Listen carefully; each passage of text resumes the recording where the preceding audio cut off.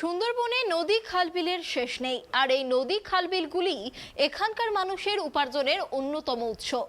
এই নদী খালবিলগুলিতে মাছ কাঁকড়া ধরেই দিন চলে এখানকার সাধারণ মানুষের। মিন ধরতে সুন্দরবনের মহিলাদের দীর্ঘক্ষণ থাকতে হয় নদীতে, আর এই দীর্ঘক্ষণ নদীতে থাকার ফলেই চর্মরোগের প্রকোপ বাড়ছে সুন্দরবনের মহিলাদের মধ্যে।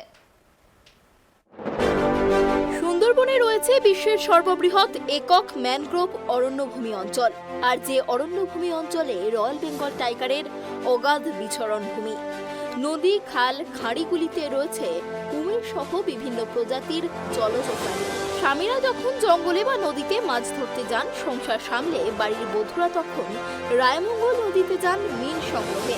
শুধু রায়মঙ্গল নয়, সন্দেশখালীর কলাগাছি, বেথনি, ডাসা সহ একাধিক নদীতে প্রতিদিন কয়েক হাজার মানুষ মিন ধরেন। বিশেষত মহিলারা মিন ধরতে নেমে পড়েন, তবে 1-2 দিনের জন্য নয়। এই ছবি রোজকার। জোয়ার থেকে যখন নদীতে ভাটা লাগে, মিন ধরতে নেমে পড়েন দল বেঁধে। সঙ্গে বাঁশের চটার ফ্রেমে ঘন মশারির নেট লাগানো টানা জাল আর একটা অ্যালুমিনিয়ামের হাঁড়ি।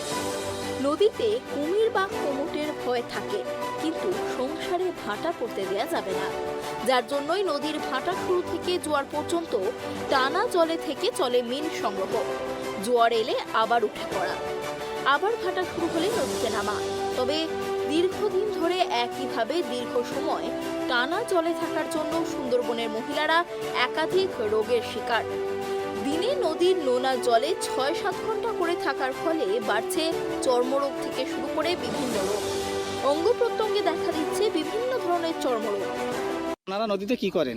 বাগদা ধরি। এই বাগদা ধরে আমাদের কতটা ইনকাম হয় প্রতিদিন? 100, 150 টাকা, 20 টাকা, ঠিক নেই আমাদের। এই যে আমরা নোনা জলে যে দিনে অনেকটা সময় মাছ ধরছি, এর ফলে আমাদের নানা রকম অসুখ বিসুখ হয়, এটা কি আপনারা জানেন? হ্যাঁ, চামড়ার রোগ হয়, দাঁত, হাজা, চুলকানি, আরও বিভিন্ন রকম অসুখ বিসুখ দেখা দেয়। আর কি বলো মনে নেই। করুণা সর্দার। আপনারা যে নদীতে নোনা জলে মিন ধরছেন, এর ফলে আমাদের যে নানা রকম অসুখ বিসুখ হয়, এই বিষয়ে কিছু জানেন?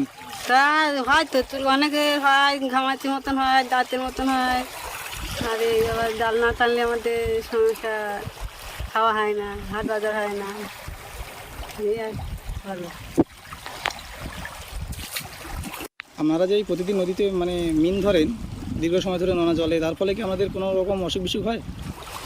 হয়তো আমরা গরিব মানুষ, নদীতেই মাছ ধরে খাই, এতেই আমাদের সংসার, সবসময় নদীতেই থাকি আমরা, নদীতেই করে আমাদের চুলকানি হয়, পা ফাড়ে, হাজা হয়, কত রকম সমস্যা দেখা যায়। আমরা কাউকে কিছু, গরিব মানুষ তো কাকে কি বলবো, কাউকে বলতে পারি না। সুযোগ সুবিধা দিলে আমাদের ভালো হয়। নদীর নোংরা ঘোলাটে জলে নামার ফলে বিভিন্ন মহিলার শরীরে দেখা দিচ্ছে একাধিক রোগ। সব মিলিয়ে চরম সমস্যায় রয়েছেন সুন্দরবনের নদী পাড়ের মহিলারা। বসিরহাট থেকে সিরাজুল মিস্ত্রির রিপোর্ট, ট্রাইব টিভি।